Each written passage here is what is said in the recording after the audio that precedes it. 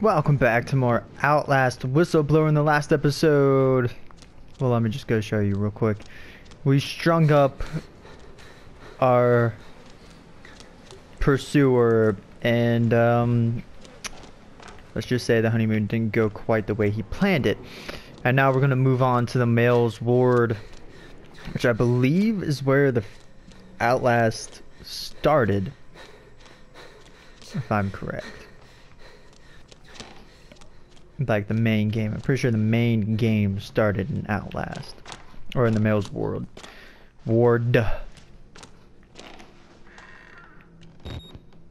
Really? Again? You're gonna... This... I hate this. This is my least... Why? Except... Why? Why is this a thing? This literally just takes you out of the game. Literally. It's like, come on.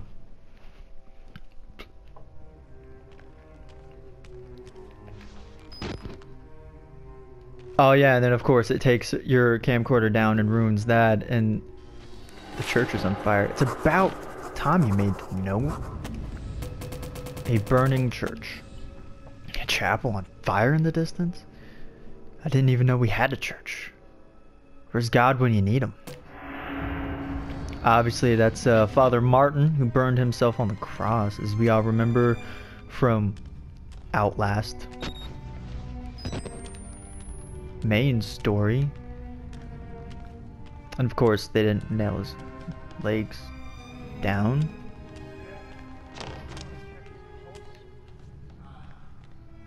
Nope.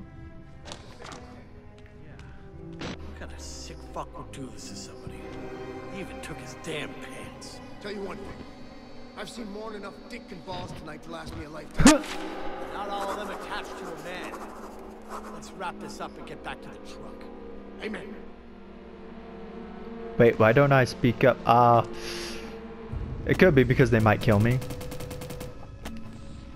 Corporate cops, mercenaries, private military contractors, whatever they call them now.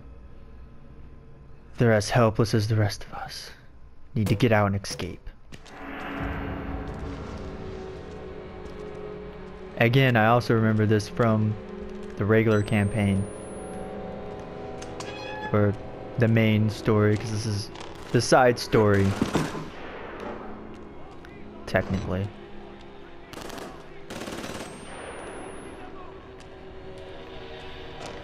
Can I? I believe I can, but I kind of want to see what's in here. Yeah! Like a battery. Maybe a document. Beyond hope. Dear sirs, the groundwork has been laid to ensure an uneventful egress for Rudolph Warnick from structural and financial systems at Mount Massive. His advanced age should alleviate any suspicions among contractors and employees, among whom he has been cheerfully nicknamed the Crypt Keeper, and legally speaking, he died years ago.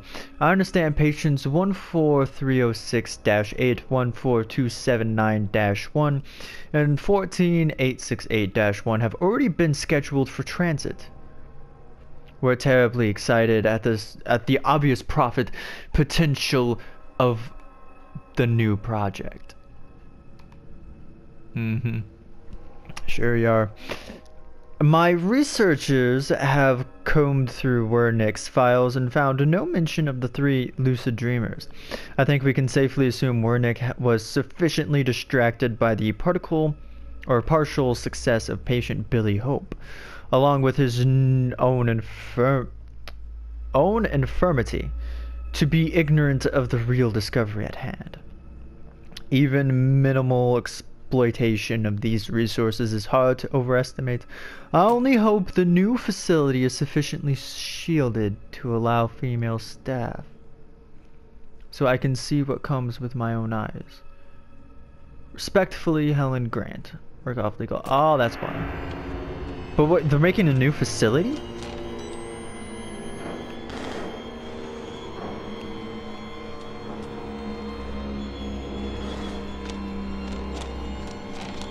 But why?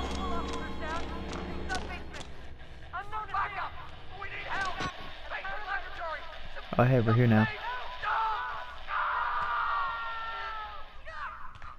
Copy that. Incoming. We're Well, coming. Hold on. I'm so confused. Was this the right way to go?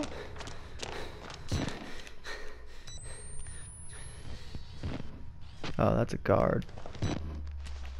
What?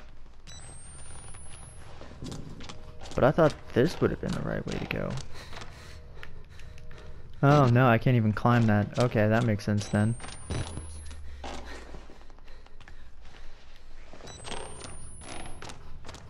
Well then, looks like we're taking a right here.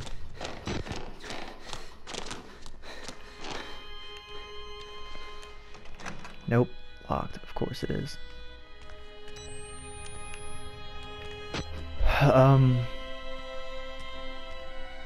Again, another sight of the burning church. It's just a cool visual. I mean, it sucks that the church has to go, but hey, we need them cool visuals. Another locked door, of course. This is a weird glow. The sun's coming up? I mean, I shouldn't be surprised. I was knocked out for 12 hours and then woke up. And now you hear all the guns. Story's coming full circle and you need the DLC for that? I don't know if you remember, but we've been in this room before. As Miles.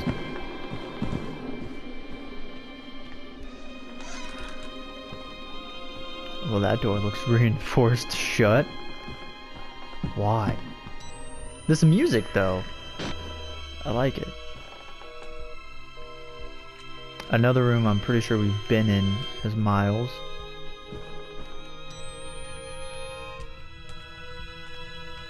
I was about to say.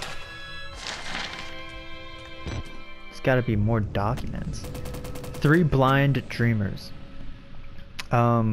Caution.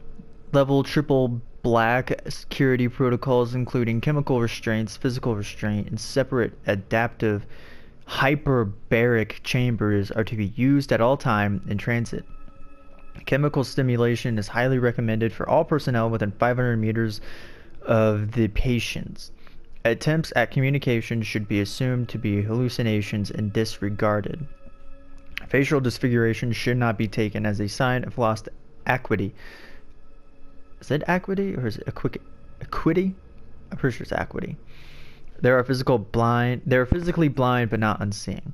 Note, security clearance for Project Wallrider will not apply to information regarding patient 14306-8, 14279-1, and 14868-1. New security clearances will be issued and appropriately protocol assigned. Which we learned the hard way, I guess. Again, all the phone lines dead, down. Oh, that's nice. It's a bathroom. Well, at least they all have toilets. Unlike some of them in the original game, or the main game, the main story, didn't have toilets. Interesting. Kind of want to go that way, but they won't even let me open the door.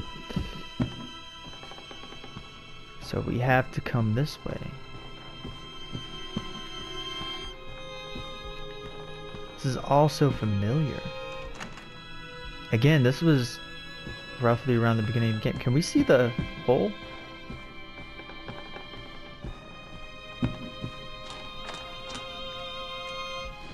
Yeah, there it is.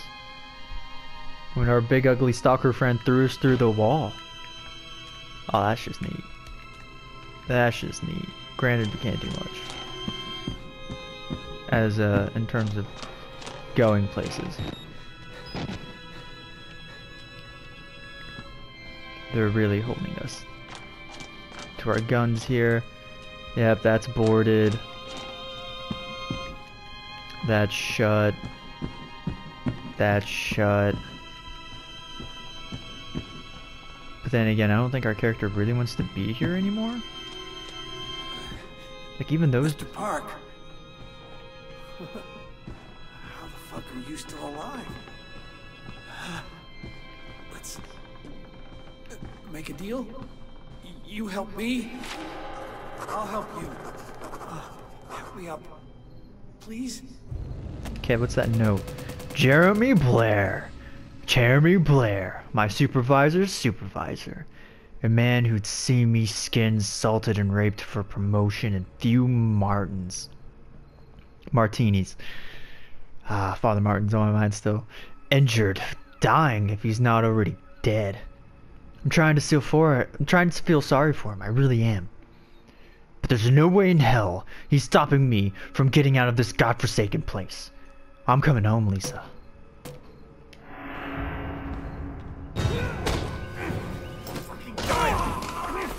Did he just stab me?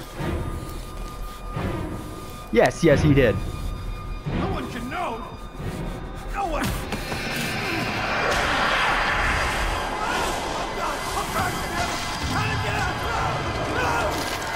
How did he get out? It's been out. Where the hell have you been, dude?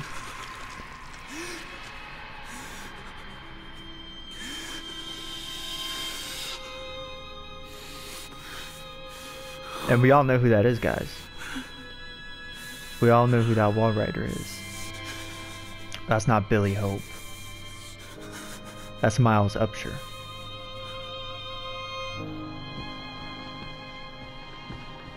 The wall rider that just saved our life was not Billy Hope, but Miles Upshur.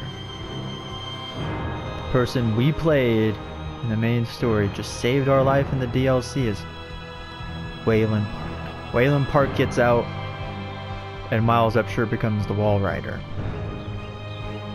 And we're just gonna go borrow Miles' car. It's okay. It doesn't matter. He doesn't need it anymore. But we do. What's also funny is it took Miles to get here, and now Park is going to Miles's parked car. Ready to borrow it to get out of this hellhole. Yeah. Let's hope the cop doesn't plate us.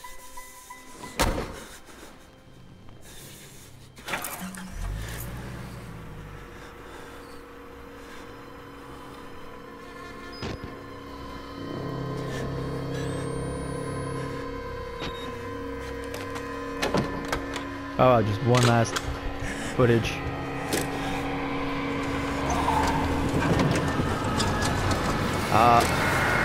Come on, Miles, come on, man. It's not like you need this car. You're a wall rider. Share. You press that button. There's no going back, Mr. Park. There's enough hard evidence in that video file to make a world of shit for our friends at Murkoff. You got out of Mount Massive alive, and we've done everything in our power to cover your tracks. But our enemies are twitching and malicious corporate paranoics with resources you're too moral to imagine. You won't be the only target. Anyone you care about, your wife, your child, there'll be nothing to Murkoff but ways to hurt you. I need you to understand the bridge you're crossing here. You will do irrevocable damage to the company. You might even get close to something like justice. But once you click upload, your life is over. Everyone you love is fucked. But it's the right thing to do. Is hurting Murkoff worth that much to you?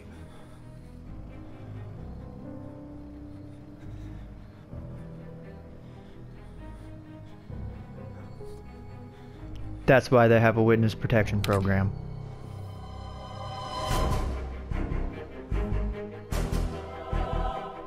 Just saying, that's why they have it. It's for cases like this, and I'm pretty sure a case they'll willingly put us in the witness protection program.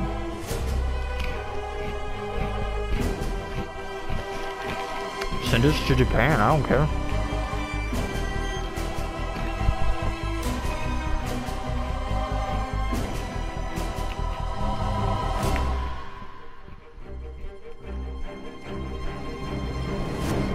Although I do care if you send us to Russia.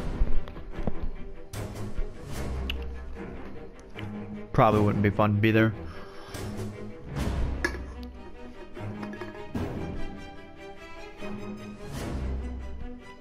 But yeah. So we had like two main enemies throughout this story. We had the cannibal and the groom. Well, I guess that's not true. We also had Jeremy Blair. So we had three.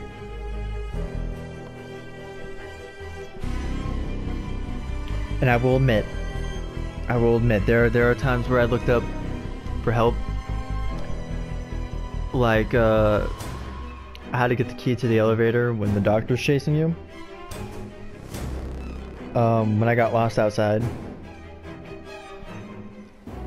And there was that hole. I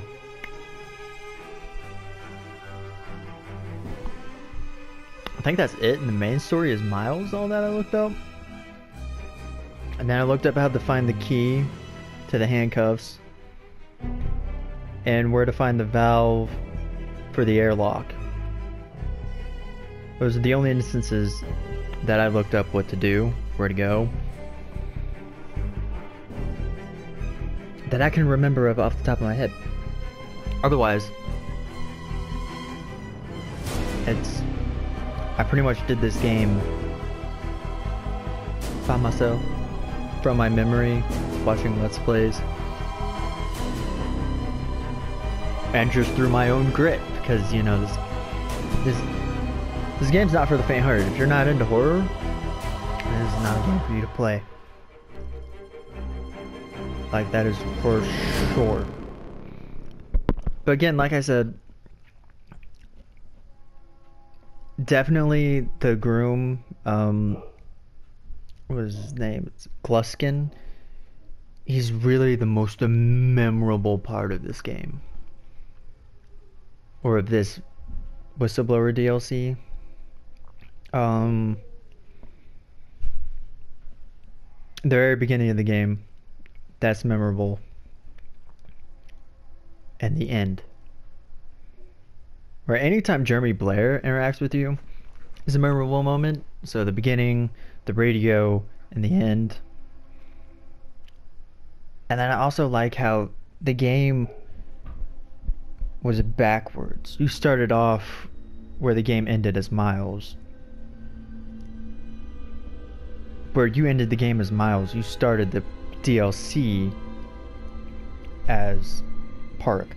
And where you started the game as Miles is where you ended the DLC with Park. Because you start the game in the vehicle and it all winds up with Park getting to the vehicle. So that's all cool. And that's just something I found neat about Outlast and Whistleblower. But yeah, this is a fairly good horror game. And it makes me excited to play the second game. Also terrified at the same exact time. And that's it. That is Outlast. And I look forward to whatever next horror game I upload alongside Kingdom Hearts 2.